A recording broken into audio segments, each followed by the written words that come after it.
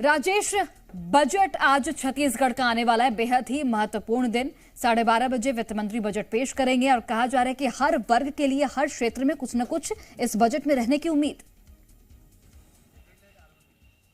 जी बिल्कुल, देखिए हर वर्ग को कहीं ना कहीं साधने की कोशिश इस वक्त की जा रही है। और खास बात यह है कि मैं ओपी चौधरी वित्त मंत्री हैं, उनके निवास पे मौजूद हूं और देख सकते हैं सुबह सुबह आज बजट भी पेश होने वाला है। मॉर्निंग वॉक करते हुए यहाँ पे दिखाई दे रहे हैं, अपने गार्डन पे मौजूद हैं। लेकिन सर से हम बात करेंगे। सर, कैसा बजट आज का रहेगा छत्तीसगढ़ के आशाओं और आकांक्षाओं का बजट होगा और राम राज के माध्यम से अर्थात गुड गवर्नेंस के माध्यम से छत्तीसगढ़ के बेहतर भविष्य को स्थापित करने वाला एक रोड मैप दिखाने वाला बजट होगा। सर, मोदी की कई गारंटी थी, तो क्या लगता है कि इस बजट में वो भी शामिल होंगे?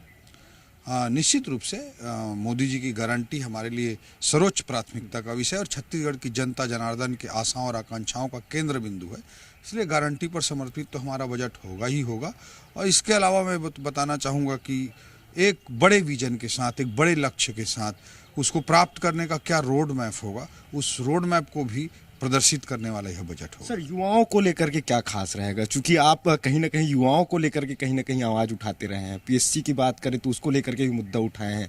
यूपीएससी की तर्ज पे कहीं ना कहीं पीएससी को शामिल करने की बात कहते हैं। तो युवाओं का इस वक्त इस बजट पे खासकर बहुत ज्यादा फोकस है और खासकर आपको लेकर के भी। निश्चित रूप से छत्तीसगढ़ के युवा भाई बहनों के लिए हमारी सरकार, हम लोग पूर्णतः समर्पित हैं।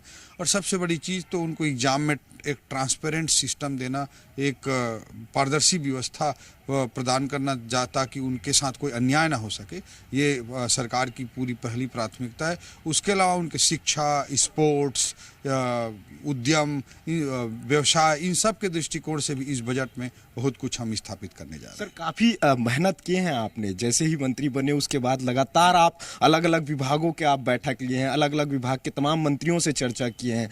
ऐसा लग रहा है कि आपने जो मेहनत किया है वो बेहतर होगा। किस दिशा की ओर रहेगा अपना प्रदेश? निश्चित रूप से शुरू में हमको एक रोड मैप सेट करना है। छत्तीसगढ़ को हमको ले जाना कहाँ है और वहाँ तक ले जाना है तो हम पूरे देश में आज पूरा भारत, हमारी पीढ़ी को मैं बहुत सौभाग्यशाली पीढ़ी मानता हूँ। हमारी पीढ़ी का सौभाग्य है कि 500 वर्षों के संघर्ष के बाद हमने रामलला जी की प्राण प्रतिष्ठा होते हुए देखा।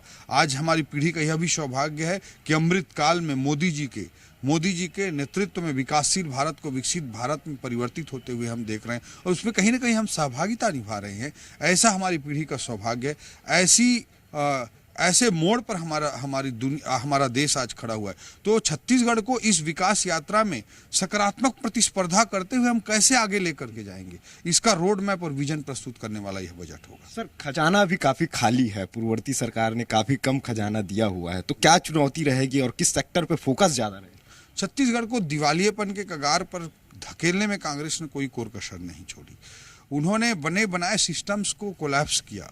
अभी 2 दिन पहले आदरणीय मुख्यमंत्री विष्णुदेव साय जी ने घोषणा की कि जो कोयले की रॉयल्टी का ऑनलाइन सिस्टम पहले भाजपा की सरकार के समय, डॉक्टर रमन सिंह जी के सरकार के समय चला करता था, उसको ऑफलाइन सिस्टम कांग्रेस ने बदल कर दिया था ताकि भ्रष्टाचार किया जा सके। उसको वापस विष्णुदेव साय जी ने ऑनलाइन किया। इस तरह से जब भी कोई सिस्टम, खराब सिस्टम चलता है तो सरकार के खजाने में कम पैसा जाता है, भ्रष्टाचारियों के जेब में ज़्यादा पैसा जाता है।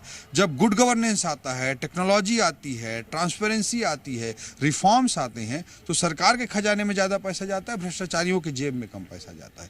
तो हमारे सरकार की, विष्णुदेव साय सरकार की नीयत बहुत साफ है और उसी नीयत के अनुरूप मैं मानता हूं कि गुड गवर्नेंस से, रिफॉर्म से हम सरकार के खजानों में वृद्धि कर पाने में आने वाले समय में सफल होंगे और ये हमारे नियत के कारण हो पाएगा। बहुत बहुत शुक्रिया सर, धन्यवाद। तो ये ओपी चौधरी जी थे और सीधे तौर पे देखिए आज कहीं ना कहीं 12:30 बजे छत्तीसगढ़ का आज ये बजट पेश करेंगे। और ख़ास बात ये है इस बजट में जिस तरह से उन्होंने बात कही है कि गुड गवर्नेंस की बात करी है, इंफ्रास्ट्रक्चर की बात करी है, तो तमाम चीज़ें खासकर छत्तीसगढ़ को किस दिशा की ओर आगे बढ़ाना है उन तमाम चीज़ों को लेकर के आज के बजट में वो देखने को मिलेगा। बिल्कुल, जाहिर तौर पर राजेश, ओपी चौधरी ने यह साफ तौर पर कहा कि छत्तीसगढ़ का जिस बजट से उत्थान हो, छत्तीसगढ़ और भी प्रतिभाशाली उनके युवा बने, युवाओं के उत्थान के लिए भी ये बजट बेहद खास रहने वाला है। महिलाओं पर भी फोकस रहेगा।